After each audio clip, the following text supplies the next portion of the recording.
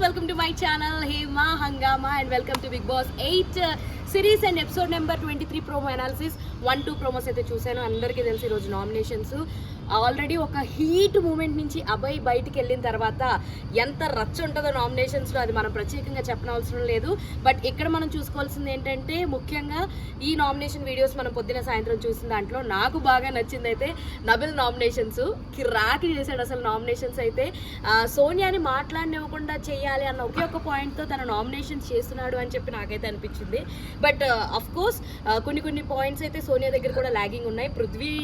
పృథ్వీని మనకు ప్రోమోలో చూస్తే పృథ్వీని గురించి మాట్లాడడం ఉంది, సోనియా గురించి మాట్లాడడం ఉంది.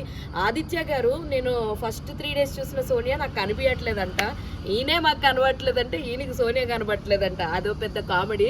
ఆ తర్వాత ప్రేరణ అండ్ విష్ణుప్రియ ఇష్యూ మళ్ళా అది నువ్వు రివెంజ్ తీసుకుంటున్నావు అని ప్రేరణ అంటాం, ఇలా జరుగుతుంది. అండ్ నెక్స్ట్ మళ్ళీ నైనిక గురించి కూడా నువ్వెక్కడ ఆటోలో కనపడలేదని చెప్పేసి నైనికను కూడా అనడము.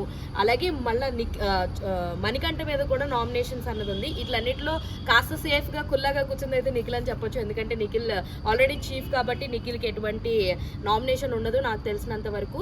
సో బట్ ఈసారి ఎక్కువ శాతం నామినేషన్లో ఉన్న వాళ్ళలో సీత కూడా సేఫ్ అవుతుంది ఖచ్చితంగా. మన సోనియా ఉంటుంది, పృథ్వీ ఉంటాడు, ప్రేరణ ఉంటుంది, విష్ణు ఉండొచ్చు, అభయ్ ఉంటారు, ఆదిత్య ఓం ఉంటారు, అండ్ మణికంఠ అయితే ఖచ్చితంగా ఉంటారు. సోనియా కూడా ఎక్కువ ఓట్స్ పడే అవకాశాలు ఉన్నాయి. ఇంకా నబిల్ కూడా ఉంటాడు. ఎందుకంటే సోనియా ఇస్ నాట్ టాలరేటింగ్ నబిల్ని. నువ్వు ఏమంటారు యూజ్లెస్ సంచాలకో వేస్ట్ సంచాలకో ఏదో అంది, అలా అనకు సంచాలకనను లేదా నబిల్ అని పిలువ అని చెప్పి వార్న్ చేశాడు. బట్ నబిల్ దగ్గర నచ్చిన విషయం ఏంటంటే ఏదైనా ఉంటే ఇమ్మీడియట్గా చెప్పి వార్న్ చేయడం చాలా బాగుంది. తను ఎక్కడ ఫేక్ ఆడుతున్నాడు అని అనిపించలేదు. అండ్ మోర్ ఓవర్ అభయ్ గారితో కూడా మాట్లాడిన తర్వాత నాకు అర్థమైన విషయం ఏంటంటే సోనియా బయట అలా ఉండదు, బట్ ఇక్కడికి వచ్చి కంప్లీట్గా తను అలా ఫేమ్ చేసుకుని అలాగా ఫేక్గా ఆడుతుంది.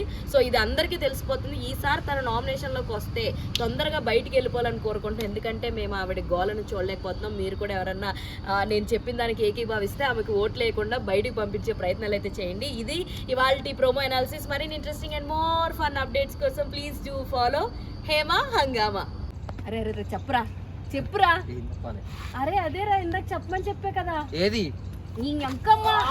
ఫ్రెండ్స్ సబ్స్క్రైబ్ చేసుకోండి ఫ్రెండ్స్ కదా. మీరు కూడా సబ్స్క్రైబ్ చేసుకోండి, లేకపోతే